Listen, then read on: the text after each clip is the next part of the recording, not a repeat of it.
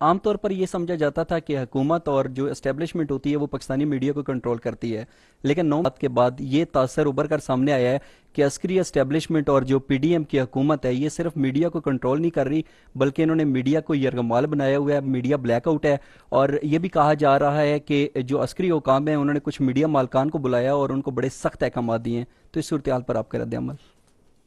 اچھا کہ آپ نے اس لفظ تاثر کا استعمال کیا، کیونکہ یہ آج کل جو پرسیپشنز ہے اور تاثر ہے نا، یہی ہمارے لیے ایک چیلنج ہے۔ This is one of the challenge that this country is facing, کیونکہ یہ حقیقت نہیں ہے۔ حقیقت یہ ہے کہ افواج پاکستان، میں نے آپ کو پہلے بھی عرض کیا، وہ ذمہ دارانہ صحافت کو اہمیت دیتی ہیں۔ اور ذمہ دارانہ صحافت کیا ہے؟ ذمہ دارانہ صحافت یہ ہے کہ فیک نیوز، پروپیگنڈا، ہجان، سنسنی، اس سے پرہیز کیا جائے، مثبت بات چیت اور مثبت سوچ اور مثبت کرٹیسزم کی جائے۔ ذمہ دارانہ صحافت جو سی ہے یہ اس وقت ملک کے لیے اہم ہے، اور تمام ذمہ دار ممالک میں اس کو فروغ دیا جاتا ہے۔ آئی ایس پی آر کا افواج پاکستان کا صحافی کمیونٹی سے ایک بڑا پرانا اور گہرا رشتہ ہے، اور ہم اس کا بہت احترام کرتے ہیں۔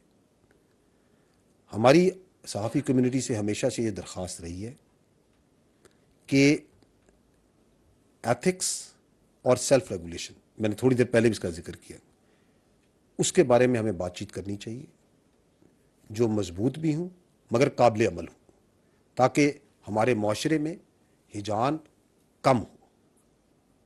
That is where we need to move as far as responsible journalism is concerned.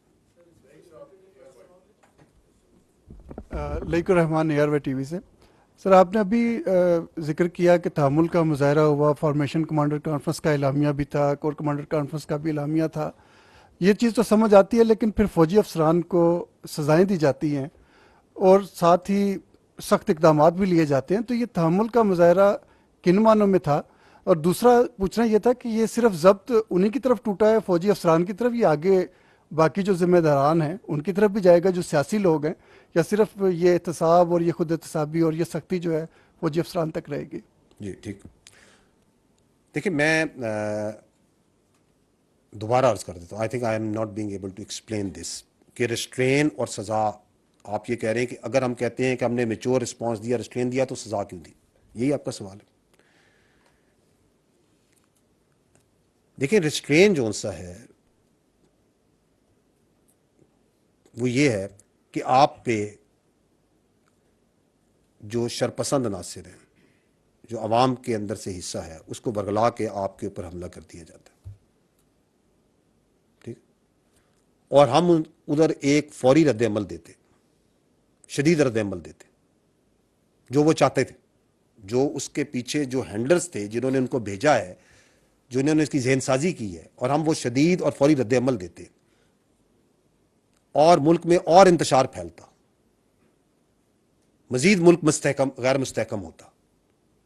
آپ چاہتے ہیں؟ آپ میں سے کوئی شخص یہ چاہتا؟ تو فوج نے وہاں پہ ریسٹرین کیا، اور بالکل ٹھیک کیا، جس کو ہم میچور رسپانس کہتے ہیں۔ However، جب یہ واقعہ ہو گیا تو ہم نے اس بات کا تعین کرنا تھا کہ کچھ مقامات پہ، جن جگہوں پہ سیکیورٹی بریچ ہوئی ہے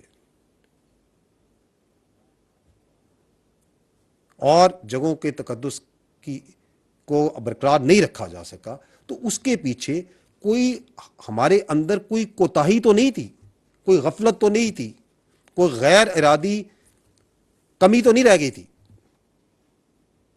اور یہ فوج کا ایک ٹائم ٹیسٹڈ پروسیس ہے۔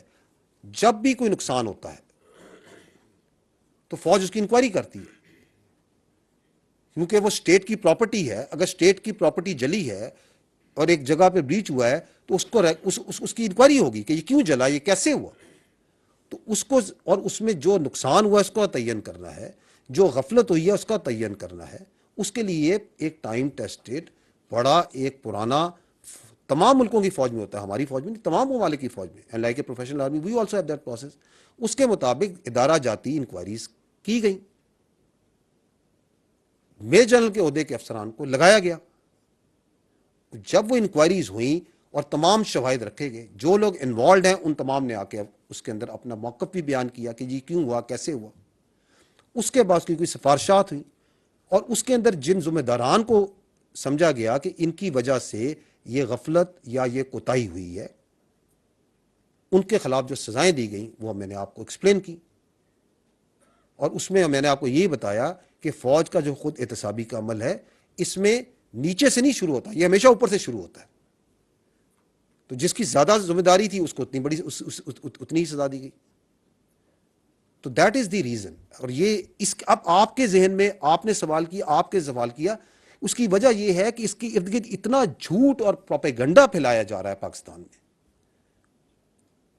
کہ آپ جیسے ذی شعور لوگ بھی اس چیز کو آپ اس کو نہیں سمجھ پا رہے کہ کس طرح آپ پاکستانی نوجوانوں کے ذہنوں کو اندر ایک جھوٹا پروپیگنڈا ڈالا جا رہا ہے.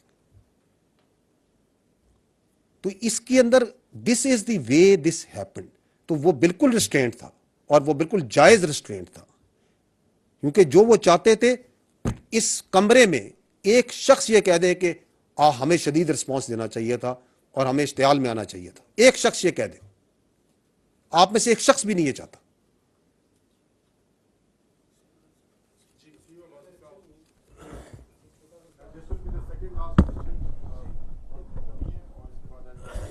جی السلام علیکم. وسیم عباسی فرام وی نیوز. جنرل صاحب, ایک ٹرینڈ 9 مئی کے بعد ایک بڑا دلچسپ سا ٹرینڈ سامنے آیا ہے کہ مختلف سیاسی رہنما جن کا تعلق زیادہ تر Peoples Party P T I سے ہے, وہ پریس کانفرنسز کرتے ہیں ملک کے مختلف پریس کلبز میں, اور وہ بریت کا اظہار کرتے ہیں, 9 مئی کے واقعات کو کنڈیم کرتے ہیں. اس کے بعد جو ہے وہ پوتر ہو کے واپس گھروں کو لوٹ جاتے ہیں. تو ایک تاثر یہ پایا جاتا ہے کہ ان کو پاک صاف کرنے کا فریضہ جو ہے وہ اسٹیبلشمنٹ ادا کری ہے. تو اس تاثر کو آپ کیسے جواب دیں گے سر؟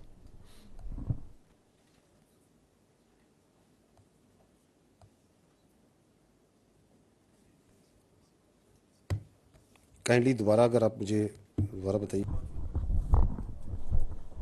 جی سر, وسیم عباسی وی نیوز سے. میرا سوال یہ تھا کہ 9 مئی کے بعد ایک یہ فنومینا بھی سامنے آیا ہے کہ کچھ سیاسی جماعت, ایک ہی سیاسی جماعت ہے پی ٹی آئی, جس کے رہنما جو ہے وہ مختلف پریس کلبز میں پریس کانفرنسز کرتے ہیں اور بریت کا اعلان کرتے ہیں 9 مئی کے واقعات سے اور اپنی پارٹی سے بھی. اس کے بعد وہ پاک صاف ہو کے گھروں کو جاتے ہیں اور ان کے خلاف ایکشن بھی نہیں ہوتا. اور تاثر یہ ہے کہ ان کو پاک صاف کرنے کا جو فریضہ ہے وہ اسٹیبلشمنٹ ادا کرتی ہے. تو اس تاثر کو آپ کیسے اس کا رسپونڈ کریں گے سر؟ یہ تاثر ہے کہ کن کی جو پارٹی, اچھا ٹھیک.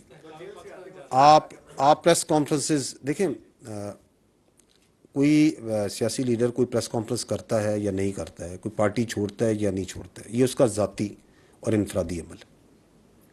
جہاں تک 9 مئی کے واقعات اور اس کے نتائج ہیں, اس کا اس پہ کوئی فرق نہیں پڑتا. مقرر 9 مئی کے واقعات, اس کے نتائج اور اس کے جو کیفر کردار ہے وہ اسی طرح سلسلہ چلے گا.